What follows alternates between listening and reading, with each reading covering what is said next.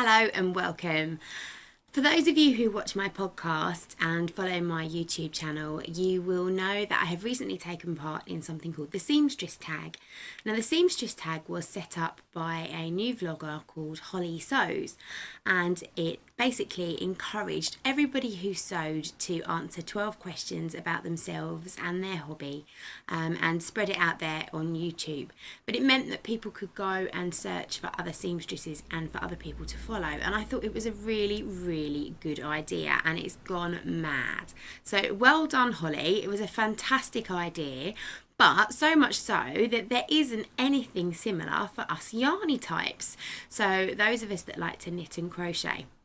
So I've come up with a few questions. It's very similar to the Seamstress Tag, but 12 questions, or 11 questions, sorry, that you can answer so that we can find out if you are a fellow yarn lover. So this is the Yarn Lovers Tag. So I'm going to answer some questions, tell you a little bit about myself, and then I'm going to tag some fellow yarn lovers, and hopefully we can get this running off on YouTube as well as the Seamstress Tag did. So my first question, number one, is who are you? So I'm Claire, and I am the owner of Beautiful Things, which is a craft studio in Brentwood, Essex in the UK, and we teach all sorts of crafts, from knitting, crochet, sewing, dressmaking, etc, etc.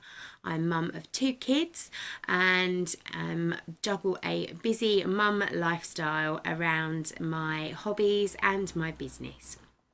So question number 2 is, do you knit, crochet, or both? Well, I am a crocheter. That is what I do most. That's what I do fairly well, and that's what I teach. But I am in the process of learning to knit. So for the last year, I have slowly been starting to enjoy knitting, and that is my new thing and my newfound hobby, although I am nowhere near as good at it as I am with my crochet.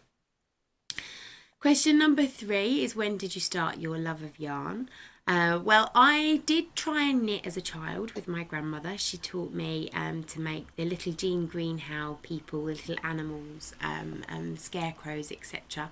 But I was fine when I was with her, but then as soon as I got home, I would drop all my stitches and give up.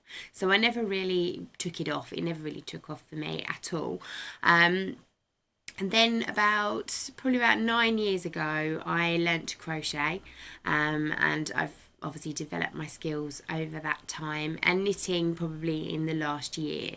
But I think really I've only started to appreciate yarn as such in the last probably couple of years or so, since I've started going to some more shows and watching things on YouTube and starting to get to know about other podcasters and things like that. So I was very much an acrylic girl, cheap and cheerful yarn from the shop, and now obviously I've developed more of an interest in hand-dyed yarns and skeins and different fibres, etc. So in the last couple of years.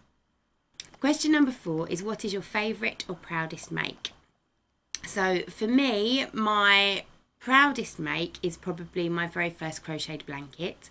I made a king size blanket with all my scrap yarn, so it was all granny squares, all bright colours, and all joined together, join as you go, in white yarn. It was absolutely massive, and it took me over a year to do, and there were hundreds and hundreds of ends, which thankfully my mum darned in for me. So that was probably my proudest make, mainly because it was such a big task.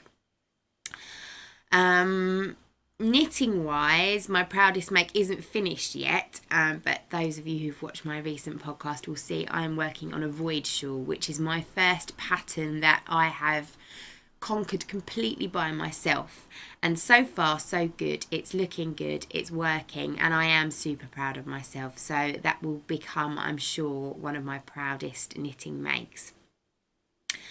Where is your favourite place to buy yarn is number 5, and my favourite place to buy yarn has to be yarn shows. I love Yarndale. I went to Fibre East this year, and I'm going to the Edinburgh Festival, Yarn Festival in March, and I love all of the different traders, all of the different stall holders. They're all really lovely people, and they like to tell you their story and tell you about their yarn, and it's just so much nicer than going to a shop or buying online. Obviously, I do love to support my local yarn shop as well, so that is something that's very, very close to my heart, but my favourite place has to be yarn shows. So question number 6 is, what is your most used pattern? That one's easy. I have made it probably about 20 times already. I love the popcorn slouch beanie by Wink, and it's a lovely pattern. It's available on her blog and also via Ravelry. So that's my favourite pattern. I don't have a favourite knitting pattern yet, but if I did, then it would probably be a sock or a shawl, because that's pretty much all I've knit. Number 7, your most dreaded yarn task. Well, that's easy, and I'm pretty sure everybody is going to be the same. It has to be darning in ends. It's the most boring task, and it's really, really fiddly. Question 9 is, are you a Ravelry user? And if so, how many patterns are in your queue? Yes, I am a Ravelry user. You can find me on there. I have a group on Ravelry called Beautiful Things podcast group, and as a user I am Arty Farty Mac. There is actually not many patterns in my queue. I've only really been using it properly for the last few months or so, so there is only 29 patterns in my queue, and they are a mixture of knitting and crochet, things that I want to make for myself, but also ideas that I've got for classes. So I would imagine that's quite good. I would suspect there's some of you out there who have hundreds in your queue. So one of the final questions, question number 10, is your favourite needles and your favourite hooks. The hooks is a simple one. I'm an absolute fan of the Clover and More hooks. The fact that they're rainbow coloured is just obviously a win, but also they are super comfortable to use, and they do make me crochet a lot faster. I absolutely love those.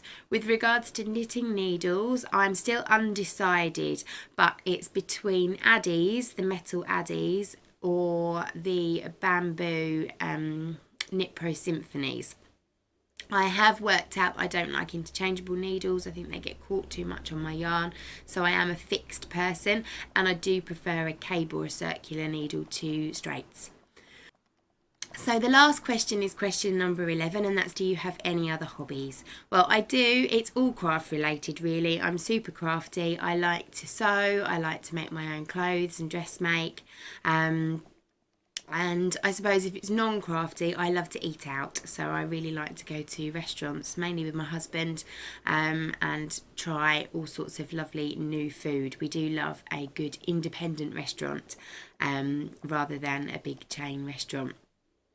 Often you get lots more home cooked food, and quite often they're family run, which we really love, and the chefs and the staff are far more passionate about their food and what they're serving up to you, and knowledgeable as well, so it's a great way of learning about new foods.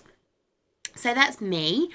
That's the 11 questions. So I would like to tag the following yarn lovers. I would like to tag Round Rabbit. I would like to tag Emma from Potter and Bloom.